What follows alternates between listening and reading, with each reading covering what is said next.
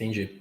E você comentou também que esses dois processos são os mais assim escaláveis, têm o menor custo, né? O maquinário para produção, né? Não a da pesquisa. A pesquisa também, né? Mas até a produção em escala seria algo aí mais acessível, com menores barreiras de novos entrantes, né? Então, possivelmente novos laboratórios, por questão de budget, de grana, né? Vamos falar de business, negócio também, que isso é negócio, né? Dinheiro, para ter pesquisa tem que ter dinheiro, infelizmente.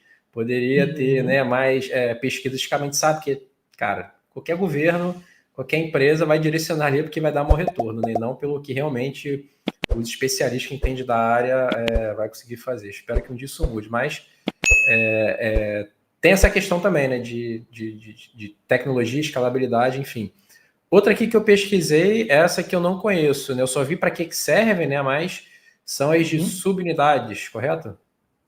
Exatamente. É assim que se fala, são subunidades. O que você faz com essas vacinas? Você primeiro identifica quais são as partes da proteína desse vírus ou desse patógeno que gera maior resposta imunológica. A gente, por exemplo, pode pegar É o que incomoda mais o corpo, né? O que você vai fazer? Pegar dele ali o que incomoda mais o corpo para gerar reação imunológica, né? O que acontece? As proteínas elas têm uma forma. Muitas vezes a forma ela pode estar ou não relacionada a uma função. Para o sistema imunológico, entretanto, determinadas partes dessa forma proteica gera uma afinidade molecular melhor do que outras. Porque a gente tem que lembrar que o anticorpo ele é uma proteína também, e ela tem uma forma. Então, pensa como uma chave e uma fechadura. Nem toda chave entra em toda fechadura, né? Então, você tem fechaduras específicas para chaves específicas. O sistema imunológico ele funciona nesse mesmo paradigma chave-fechadura. Algumas regiões dessa proteína patológica, daquilo que está invadindo o nosso corpo, são melhor reconhecida pelo sistema, e esse reconhecimento mais eficaz gera uma resposta de proteção mais eficiente. Então, o que a gente faz com essa plataforma vacinal? A gente identifica justamente quais são as partes dessas proteínas virais que geram a melhor resposta e isola elas, produzindo a sequência genética em laboratório, que vai dar origem àquelas subunidades específicas. Então, você, em vez de produzir toda a carcaça do vírus por inteiro, o vírus completo, você produz uma parte específica dele. E aí, ao invés de você expor o paciente a um vírus atenuado ou inativado, que tem a possibilidade para determinados pacientes imunossuprimidos de gerar uma resposta mais agressiva em termos de efeitos colaterais, você não tem mais essa possibilidade porque você não está trabalhando mais com aquele organismo completo, e sim apenas com partes dele. É uma tecnologia mais avançada que as outras duas que a gente comentou, né? Sim, e a nível de curiosidade, as primeiras vacinas de vírus atenuado ou inativado, elas foram em 1798. Com o exemplo que eu dei para você no começo, com a descoberta da vacina. Sim. Então, elas são bem antigas, são plataformas muito antigas. O que eu pesquisei também, voltando um pouquinho na de vírus e bactérias inativados, né? Eu vi aqui que tem alguns exemplos, né, para o pessoal conhecer, que são bastante utilizados até hoje em dia, né? A poliomielite e a própria Coronavac também é dessa tecnologia. A linha, né, significa que é igual lá de 100 anos, 200 anos atrás, mas a linha de pesquisa, né, a tecnologia é similar, né?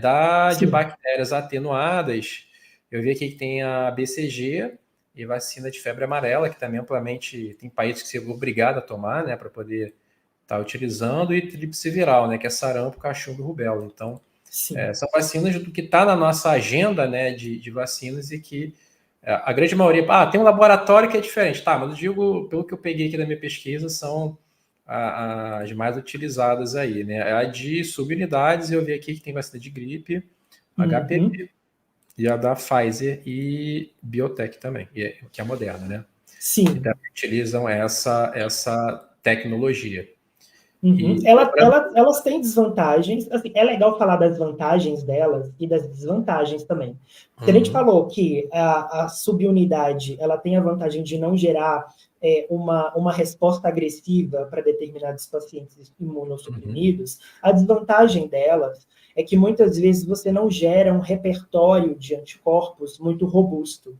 Porque, como a gente está falando de algumas proteínas, e não todas as proteínas daquele determinado organismo viral, então você vai ter anticorpos que são muito mais restritos àquela determinada subunidade. Sim. O que pode gerar, por exemplo, um efeito de memória mais curto.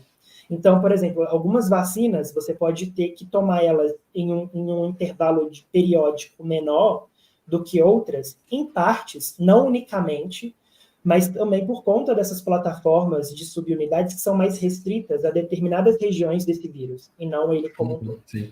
E o que a gente está até conversando nos bastidores, achei legal esse ponto, isso que você esclareceu, me corrija se eu estiver errado, se eu entendi errado, mas para cada tipo ali de ser ali que ele vai interagir, vírus ou bactéria, o que seja, né, uma tecnologia às vezes acaba sendo, faz mais sentido, até que eu comentei aqui, né, que há de vírus nativos, tem certo tipo de patologias, outra assim, mas pode ser que, sei lá, tivesse um surto de HPV, o que a gente precisasse mundialmente, pode ser que sim, a de vírus atenuado, a princípio aqui a gente não utiliza para HPV, mas que pela necessidade, que financeiramente faz sentido, pode ser que ele desenvolva essa tecnologia, porque não tem como mudar um parque industrial, uma empresa inteira que já está direcionada com aqueles equipamentos, tanto para pesquisa quanto que para produção em escala, virar para começar a fazer. Então, como também ao contrário, de subunidades, se precisar aqui talvez de fazer em alta escala, né, febre amarela, alguma coisa assim, ou algo que seja mais uma patologia parecida com aquela ali, às vezes vai fazer sentido ele começar a fazer mesmo de utilizar nessa tecnologia de subunidade, porque todo o sistema dele já está preparado para aquilo ali. Então não tem como a empresa, né, achar que vai gerar lucro mudando todo o parque. É muito caro. Né? O capex do cara vai mudar completamente. Então, cada um puxa, né, direciona para o que acha que vai ser melhor, que ele vai ser mais competitivo. É mais ou menos isso, né? Sim, a variável de consolidação de industrial é um fator bastante relevante. Não é o único fator relevante, mas tem um peso na questão da escalabilidade, da distribuição das vacinas, do acesso às vacinas, e para gerar o impacto que ela realmente precisa gerar. Mas a gente também tem outros pontos que devem ser considerados, que é a natureza do patógeno e a resposta que o nosso sistema imunológico gera em função da especificidade desse patógeno em questão. Por exemplo, se a gente for considerar vírus em geral, a gente pode perceber que o repertório de anticorpos que é gerados varia de vírus para vírus. O que significa isso em termos práticos?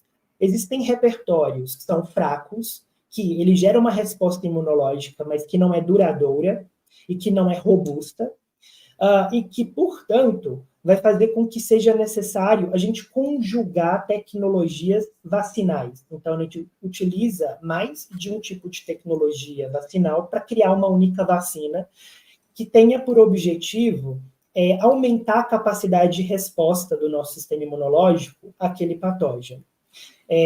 O outro ponto, portanto, seria justamente entender o comportamento do nosso sistema imunológico para, a partir disso, criar designs de vacinas que sejam eficientes. Então, se a gente fosse resumir, as três variáveis mais importantes a compreensão de base da natureza do patógeno em questão, a compreensão de base do sistema imunológico e a resposta que ele tem a esse patógeno, e, por fim, a questão econômica, industrial, tecnológica. A sustentabilidade financeira, né?